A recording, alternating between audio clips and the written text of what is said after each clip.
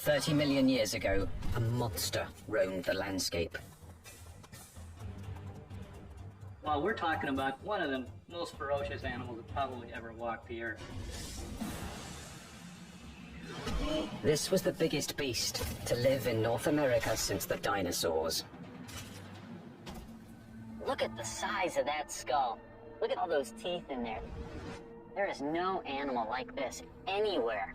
See if this thing's biting over the... But this creature's true character has baffled the world's best paleontologists. It might look like a pig, but it's more vicious than a grizzly bear. One thing is for sure, this beast was so frightening. Some call it the pig from hell.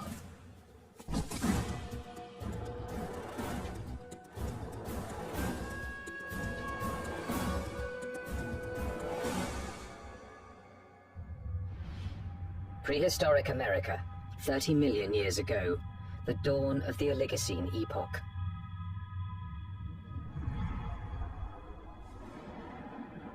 The Earth was cooling, and as temperatures dropped, the landscape began to change. In what would someday be Nebraska, Wyoming, and South Dakota, tropical forests gave way to a radically different environment. As forests disappeared, animals had to adapt to a dangerous new world of wide open spaces with nowhere to hide. A world where there was only one way to survive: run for your life. Camels become adapted for open country, horses become adapted for open country, and you have to be able to escape your predators by being fast runners. As prey animals became harder to catch, predators also had to change. In this arms race, it took speed and jaw power to stave off starvation. There were nimravids, cat-like creatures with saber teeth, which could kill with one quick bite. And the fearsome hyenodon, with its lethal jaws.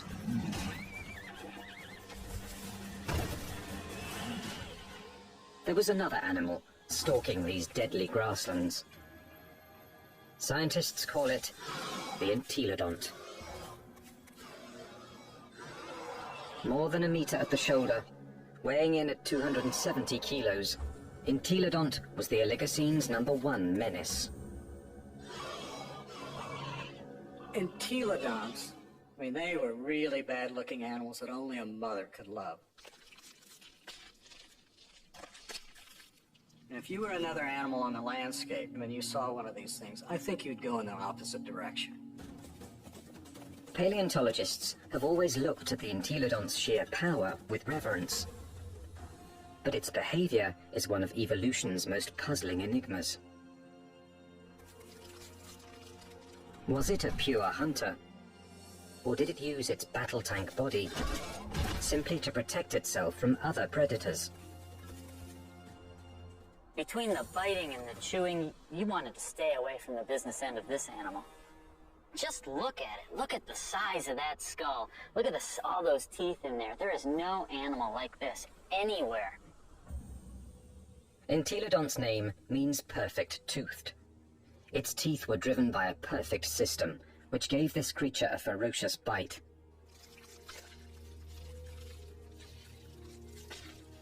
Its jaw power came from two massive cheekbones that leveraged the muscles and supercharged them, driving the deadliest jaws of its time. Jaws that could open 90 degrees and could clamp down harder than a hippo's or a crocodile's. This beast was bioengineered to bite. But what it was eating and why remains a mystery. Entelodonts have no modern relatives, no modern close relatives. So it makes it a challenge for a paleontologist to figure out how they made their living.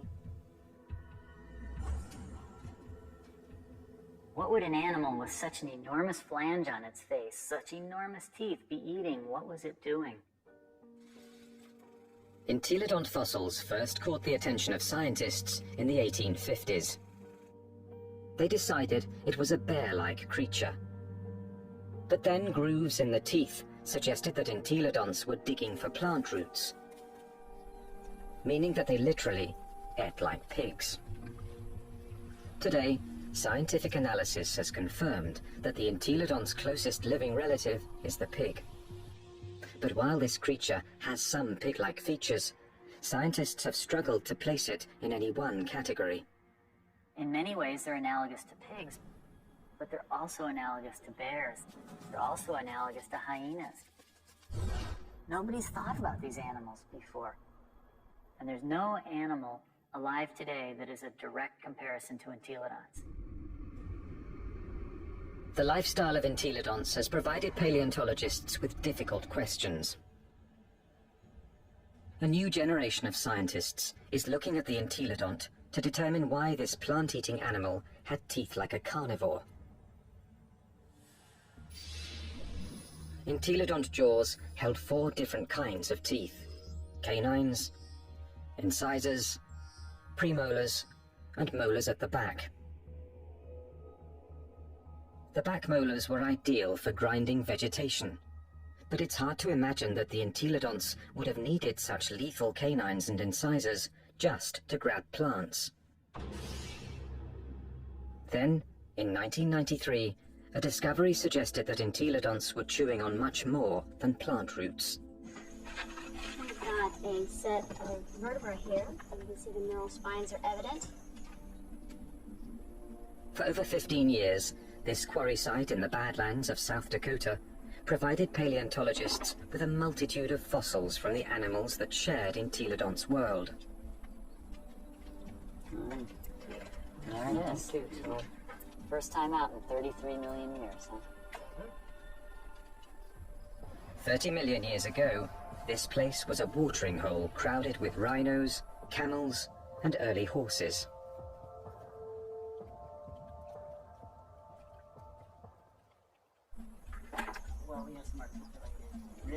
Scientists also found one of the largest collections of entelodont bones in the history of North America. So many that they dubbed the site the Big Pig Dig. Fossil hunters also found the prehistoric equivalent of fingerprints. Entelodont teeth marks all over the bones of the biggest and fastest animals of its time. Well, these represent bite scars along the dorsal margin of this rhinoceros skull. Well, what could make these marks? If we take an entelodont skull, we see that the premolars are widely spaced apart. So when we lay that over the top here, lo and behold, they're matching up quite well, suggesting that this animal is at least a likely candidate for biting through the top of the skull of this rhinoceros. The dig presented key evidence that entelodonts didn't just eat plants, suggesting that they were less like modern pigs and more like fearsome prehistoric predators.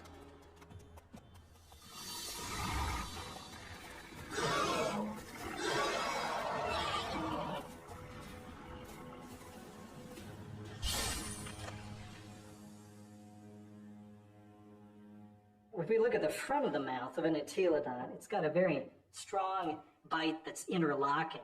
The teeth come together like that. The tips of the teeth don't touch each other, so it's not really specialized for cropping vegetation. In addition to interlocking, the front teeth angled slightly forward, giving entelodonts the ability to grab and nip, something plant eaters don't need, but meat eaters do.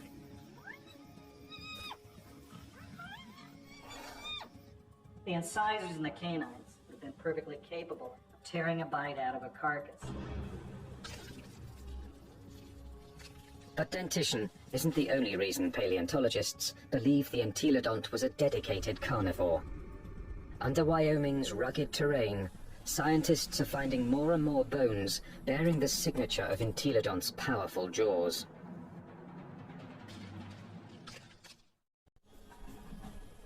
Across the Great Plains of North America, scientists are investigating a prehistoric pig. Entelodont has the teeth and jaws of a fierce predator, but its long, thin legs and cloven hooves suggest it might not be a very good hunter, because it couldn't use them to grab prey. Who was this beast, nicknamed the Pig from Hell? One veteran fossil hunter believes he's found the answer.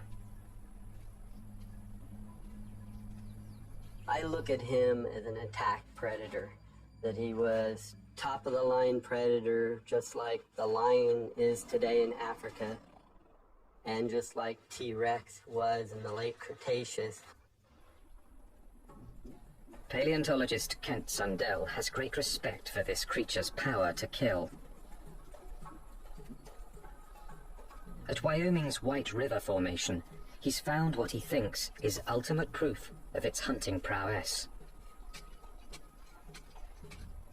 25 million years ago, this was a flat plain near a river where horses, camels, and rhinos gathered to drink.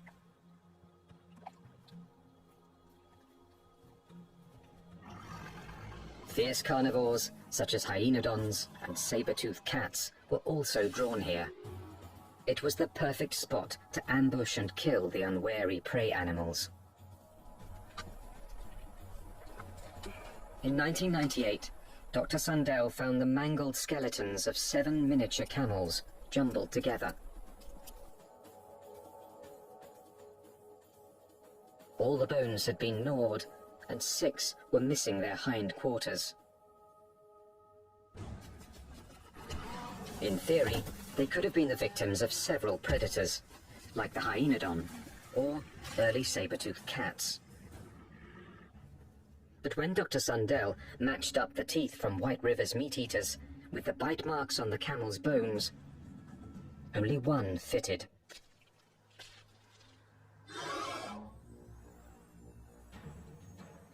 Bite marks alone don't prove these camels were killed by an entelodont, but where the bite marks are might be a clue. On the camels, I show they were bitten in the back of the skull and at the top of the neck. He gets next to that prey and he tries to get a punctured wound through the cranium. Dr. Sundell believes this is the mark of a true predator, which kills before it eats. And hundreds of miles away, in Ohio, there's more evidence that entelodonts could have hunted. Evidence from a scientific journey no one's ever taken before. Inside an entelodont's 30-million-year-old head. At Ohio University, anatomist Larry Whitmer uses a CT scan to electronically model the brain surfaces of prehistoric animals. When he modeled his first entelodont brain, he noticed something unusual. This animal's eye sockets face right back out at us. What that tells us is that this animal almost certainly had binocular vision, meaning the visual fields overlapped, which allowed them to have some depth perception. Larry Whitmer believes entelodonts' eyes help to identify it as a predator. There's a decent chance that this animal has binocular vision as a predatory adaptation, to actually spot prey and actually judge their distances, which you might actually expect an ambush predator to have. So it could actually jump at the right speed and the right distance in order to capture its prey.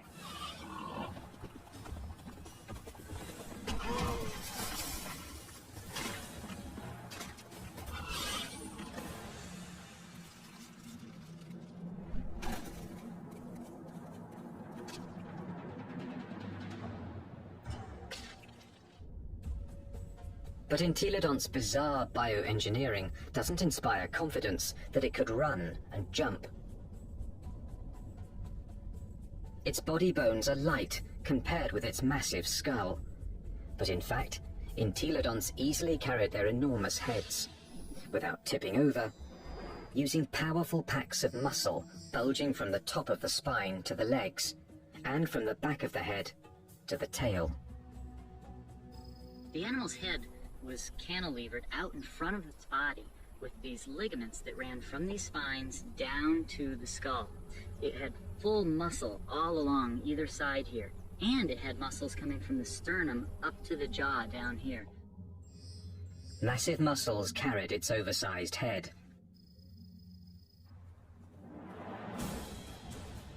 But to bring down a camel, it would also have to run fast. And that's when the entelodont's agile, lightweight body may have paid off. There's just one problem. When a predator catches its prey, it relies on its claws to grab it and bring it down.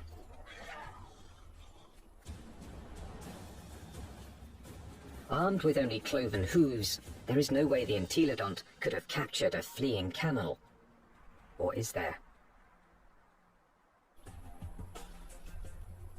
It must have been doing something right, because there's compelling evidence that plenty of large mammals ended up as an entelodont's lunch.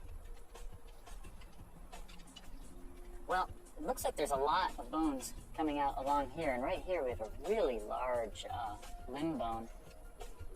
And we found evidence that entelodonts have bitten into all sorts of bones, including rhinoceros bones. They've been biting into camels. We found evidence that they were biting into the long bones of rhinos. The bite marks that we see are these two. This would be... Kent Sundell believes White River's camel skulls reveal how a cloven-hooved predator captured its prey. He runs up, he gets next to that other prey, and he tries to get a punctured wound through the cranium or into the very back of the neck. And then the long snouts that I move around. Entelodont expert Scott Foss disagrees with Kent Sundell's scenario. I can get close enough to. I doubt an entelodont used its teeth in order to capture other prey. It probably used its larger bulk and ability to accelerate, to just run into the animal and knock it over.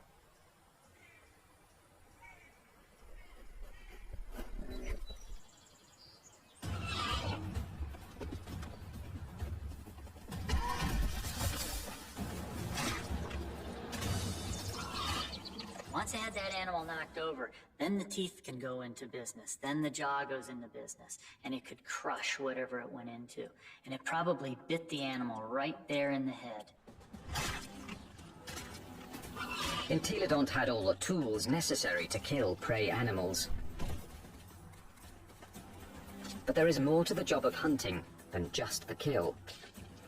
A top-flight predator must have the ability to find and ambush its quarry. To understand this part of the process, science needs a fossilized window into an entelodont's world. What would we see if we could follow in an entelodont's 30-million-year-old footsteps? At a fossil site in Nebraska, that's exactly what scientists have done. And these footsteps have led them on the trail of the creature's hunt for food.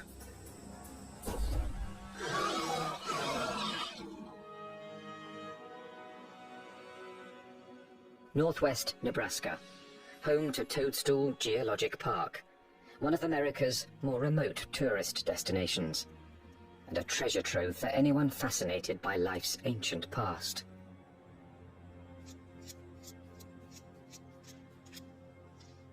Okay, here's our heel pad. Toe, center hoof, which bears most of the weight, the middle toe. So that makes this a very nice rhinoceros print. 30 million years ago, these solid rocks were muddy stream banks, where migrating animals left their footprints, still preserved in Toadstool's rocks. Well, once we get it clean, it's a very nice rhino. Weigh in anywhere around 500, 600, 700 pounds.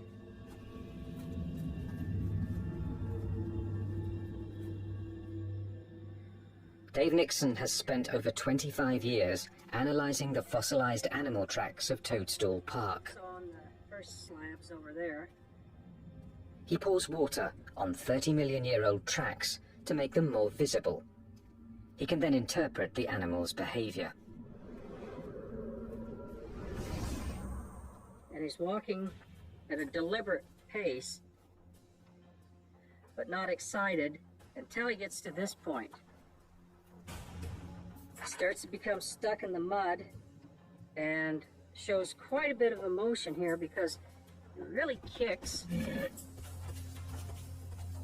Lands here and he's out of the mud, but he puts another leap in, and the third bound takes him out of our exposure, and we're seeing excitement, if not fear. And if you're a herbivore, somebody always wants you for lunch. The rocks reveal that something was following the rhinos. We also have some smaller tracks.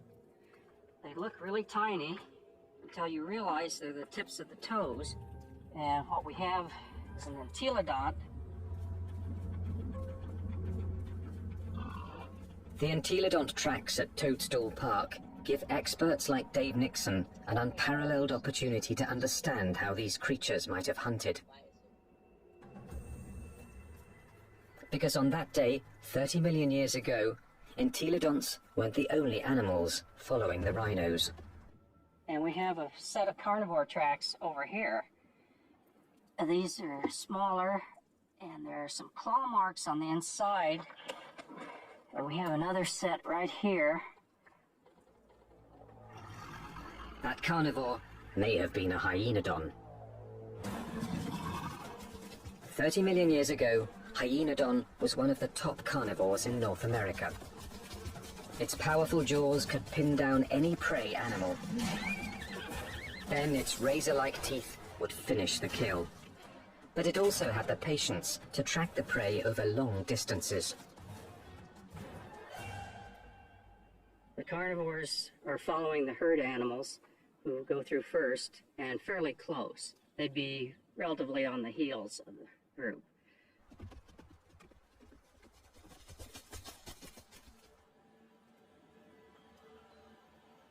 Mysteriously, the tracks also reveal that the entelodonts were letting the competition get closer to the prey.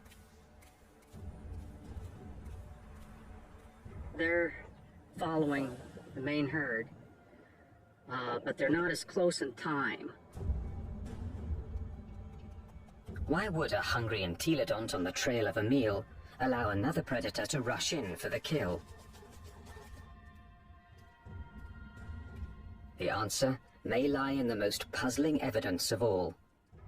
What's interesting, the rhinos are going that way, and the entelodonts are running at about a 45-degree angle to the rhino trail. Zigzagging seems a strange path to take if the hyenodon was closing in on the prey. But some experts believe entelodonts might have had a very good reason to zigzag. A reason revealed by a CAT scan.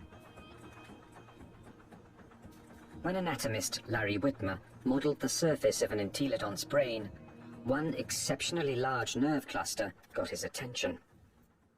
The size of these things right here. And what these are nerves that are actually bringing sensory information in from the snout.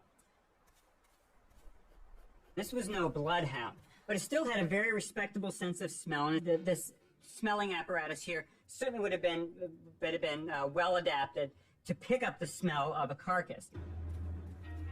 And that could explain why the Toadstool Park entelodont zigzagged while following the rhinos and hyenodon. Zigzagging could have helped its nose track the smell of a kill. It's searching.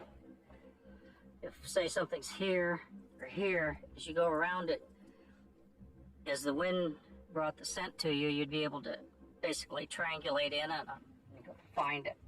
So if you were, the wind's from this direction and you're upwind, you'd miss it, but as you came this way, you'd be downwind and catch it, and you could double back.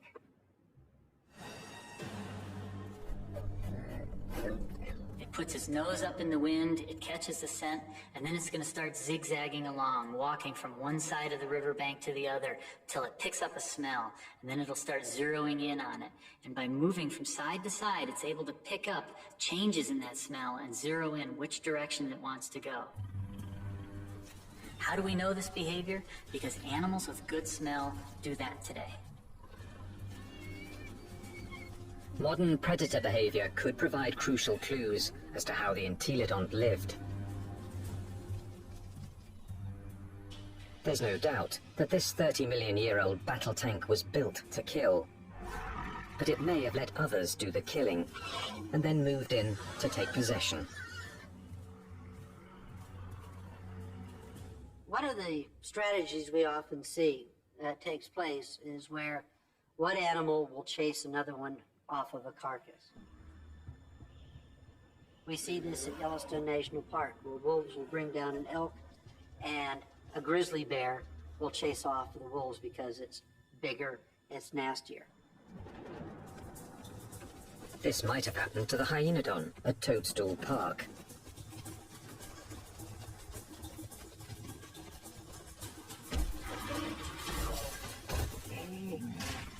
The hyenodon has run down and killed an exhausted rhino and is feasting on the carcass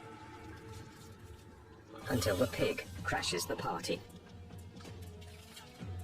The razor-jawed beast goes from fearsome predator to underdog. The hyenodon might get in a few blows, but the entelodont's bulk would overpower its rival.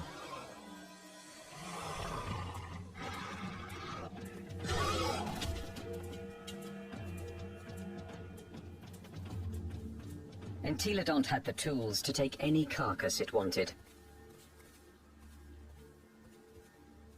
I can't think of any other carnivore that might stand up to it. Some experts argue that this is the true secret of the creature's success. An entelodont could hunt, but it didn't need to be a full-time predator. Instead, it let true predators do the hunting and killing, and then stole the fruits of their labor. Stealing food from a hyenodont, even if it meant getting into a battle with a hyenodont, would probably take a lot less energy than having to hunt for food and kill food on its own. If scavenging was its lifestyle, the entelodont's complex bioengineering doesn't look so strange. Entelodont had the eyes of a hunter, the nose of a scavenger, the front teeth of a meat-eating carnivore, and the back teeth of a plant-eating herbivore. It may have evolved from a plant-eater into an omnivore, a creature that could eat whatever was available in a radically changing world. And so in reality, what this animal ate was anything it wanted. That's part of the reason why these animals were as successful as they were for as long as they were on the planet. The entelodont's success was about to be tested by an ever-evolving planet. The Earth was growing cooler, and the landscape was changing.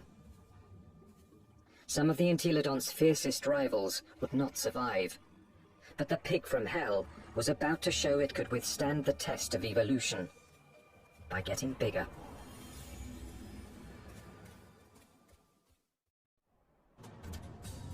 "25 million years ago, entelodont reigned supreme. It roamed the North American Badlands, eating everything, fearing nothing, taking any food it wanted." Well, we're talking about the biggest, meanest animal that ever walked the Badlands, and was one of the most ferocious animals that probably ever walked the earth. Nothing could stop the entelodont from dominating their world for millions of years to come. Nothing, that is, except planet Earth. 25 million years ago, the time known as the Miocene began. The Earth grew even colder, and once again, North America began to change. The trend towards drying, a more arid environment continued, and you see woodlands become less frequent, become more scattered, spotty, confined along rivers. So you're talking about an open grassland environment very similar to what we think of the Great Plains today. The fossil record reveals that as plant foods grew more scarce, mass extinctions began. Survival depended on traveling long distances to find something to eat. One of the selective factors that we see going on is animals becoming larger because it enables them to cover larger distances to find the food resources that they need to survive. And that meant that predators were confronted by a life or death problem. Now, the animals they hunted were bigger, faster, and much harder to kill. It's like an arms race. If the prey become much larger, they become too big for carnivores to handle, and so the carnivores have to get larger in order to be able to feed on these larger prey items. Some predators, such as Hyaenodon, couldn't meet the challenge. After 10 million years as North America's apex hunter, it disappeared from the fossil record, and that put Entelodon's survival on the line.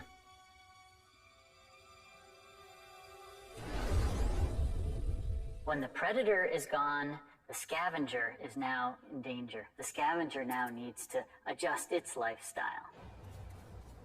And if the scavenger isn't very flexible, it's going to have a difficult time. And in fact, the so-called pig from hell disappeared from the fossil record at about the same time. But this species wasn't gone. Entelodonts evolved to rule the North American plains with a vengeance. This pig hadn't become extinct, it had supersized. This new version stood over 2 meters tall and was 4 to 5 times the size of its predecessor. It still had a battle tank body and a sprinter's legs. Its skull and jaws were now even more massive and more intimidating. It was bigger than a modern bison.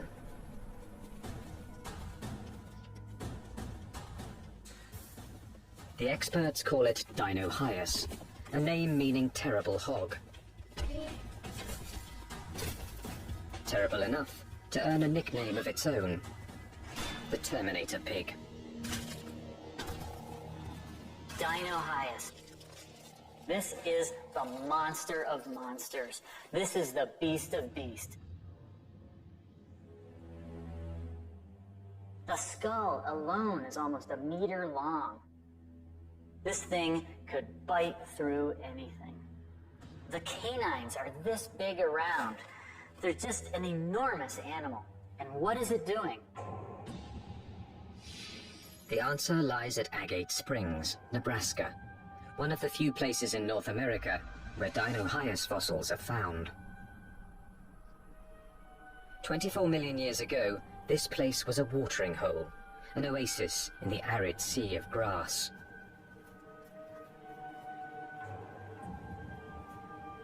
Hundreds of animals, many of them rhinos, gathered here to drink. And as the drier, colder planet killed off their food supply, they came here to die, making Agate Springs a paradise for predators and a favorite haunt of the Terminator pig.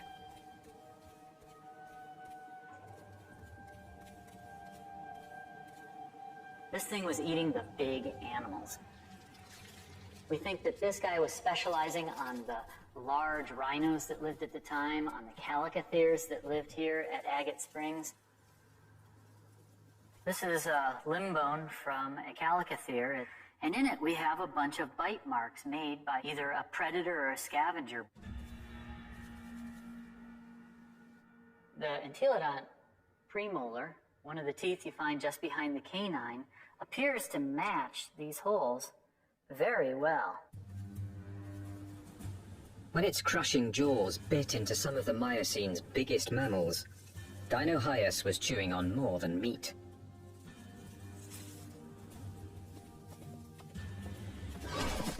But the important part of this bone is this end here, where it's been broken off. The animal bit through the bone, sheared it off, and then had access to the nutritious marrow that was inside. Bone marrow is one of the most nutritious foods an animal can eat. And in times of mass extinction, it would have been a prime source of nutrition. As the Miocene climate change killed off thousands, a diet from scavenged bone marrow may have allowed the Terminator pig to thrive. The long bones contain marrow which is good for several years after an animal dies, so think of it as canned fat that'd be available during a drought. So the pigs could still find food after a massive die-off, even if they're looking at mostly skeletons.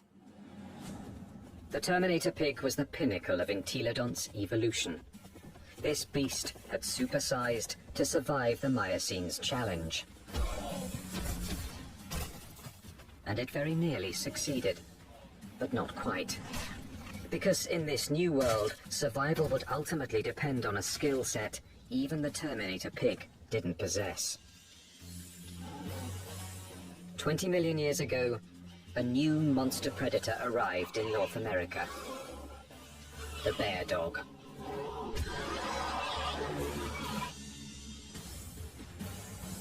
The Miocene epoch, 20 million years ago. In what's now northwest Nebraska, Dinohyus, aka the Terminator pig, is settling down to eat. The chances are good that its meal will be interrupted.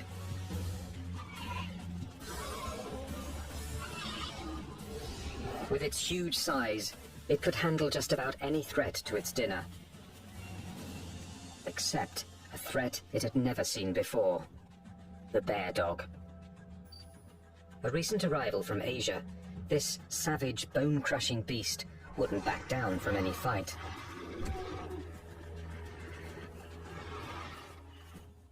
The bear dog migrated from its homeland in China and Mongolia across the Bering Strait to North America about 23 million years ago. Just about the time that North America's top predator, the hyenodon, suddenly disappeared.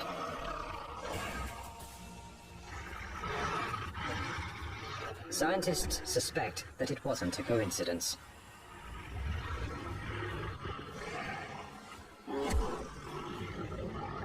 They certainly were probably much better predators in lots of ways compared to hyenodon.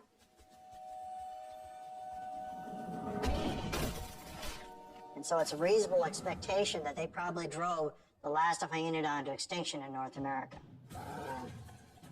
With hyenodons gone from North America, the bear dogs faced off with their only remaining competition, the Terminator pig.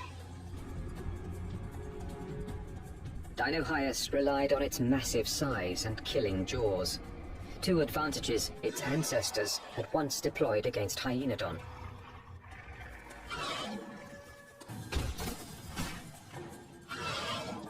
But the bear dogs counterattacked with new evolutionary weapons. Its first weapon was speed. With its heavily muscled, top-heavy body, Dinohyus could be a fast runner in short bursts. But on the vast, open plains, the bear dog's bioengineering was perfectly suited for long-distance pursuit of prey that was becoming much harder to catch. So when you look at the skeleton of this animal, it's a much more sophisticated, much faster running animal. We see longer legs in the horses, longer legs in the camels. So if it came to running down prey items, this animal would have had an advantage. Its next weapon was its teeth. Entelodonts ate well because their jaws and teeth could tear flesh and crush bone to extract its highly nutritious marrow. But bear dogs could do these things just as well. In fact, even better.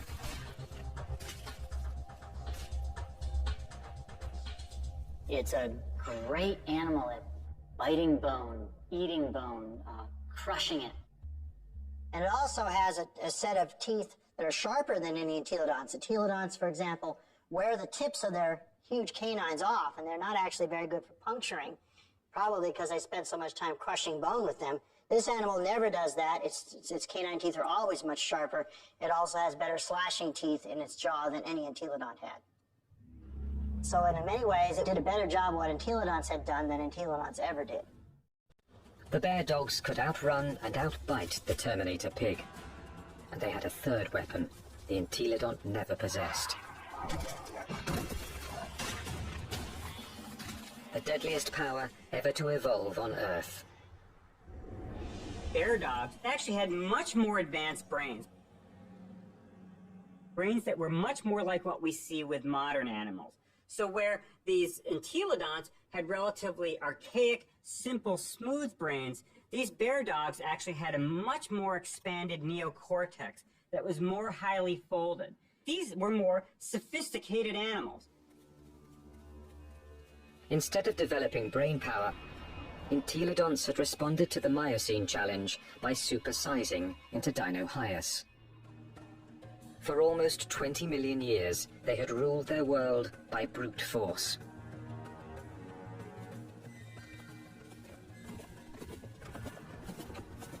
But no more. From now on, brains, not brawn, would decide who won and who lost nature's battle to survive. The mammalian world was fully caught up in this neural arms race. That arms race was starting to take place, and these entelodonts apparently were taking part in that. That may have actually put these animals at something of a disadvantage. This was an animal that almost certainly was driven mostly by instinct, with fairly predictable, stereotyped responses. This was not a clever animal. In combat, Dinohyus would have been bigger and stronger, but brain power could have given bear dogs the decisive advantage. Today, intelligent predators like wolves make up for their smaller size by hunting in packs to execute a creative plan of attack. Bear dogs might have followed the same strategy against Dinohyus. It's very difficult for Dinohyus to compete with the bear dogs. With a pack of bear dogs, even a large Dinohyus would have a difficult time chasing them away from a kill. These smaller, less powerful, but more clever animals potentially were able to actually steal kills away from Dinohyus. But they actually could have used different kinds of techniques. Fooling Dinohyus, being able to lead it away, or to actually even take on Dinohyus itself in actual combat.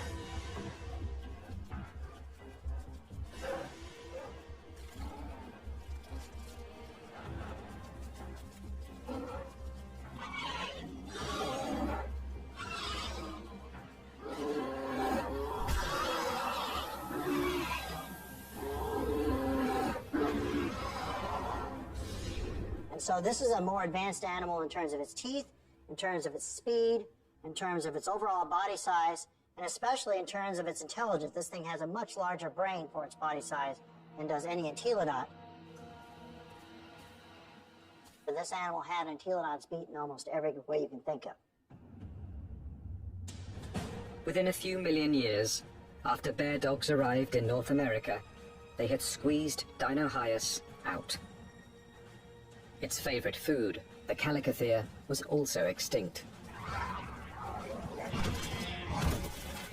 Without this meal to sustain its own massive bulk, the Terminator pig was forced to compete directly with bear dogs for smaller prey. And that meager food source wasn't enough. The supersizing that had once guaranteed success was now a fatal flaw. Eventually it got to the point where it is no longer advantageous to keep getting bigger because you reach a point of diminishing returns, that the amount of food you get by stealing from other animals does not compensate for your needs to maintain a population. Unable to get the calories it needed, the Terminator pig became the last entelodont. So if your prey goes extinct, you're likely to go extinct as well. Just getting large is not a good idea for the future.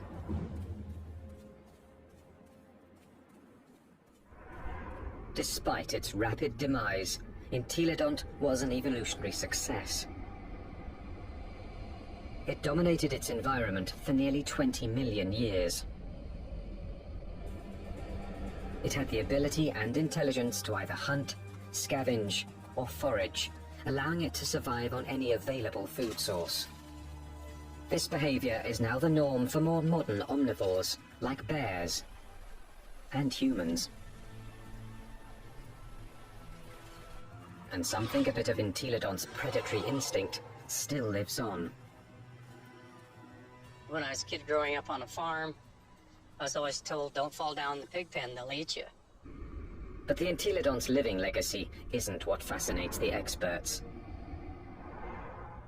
Science is unraveling its secrets. Nothing else quite like it has ever walked the Earth.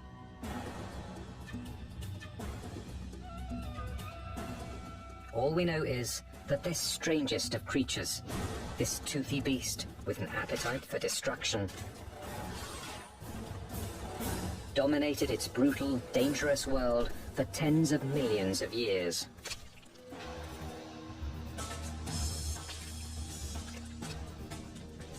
A powerful tribute to the entelodont, perhaps the most unusual and the most mysterious of all prehistoric predators.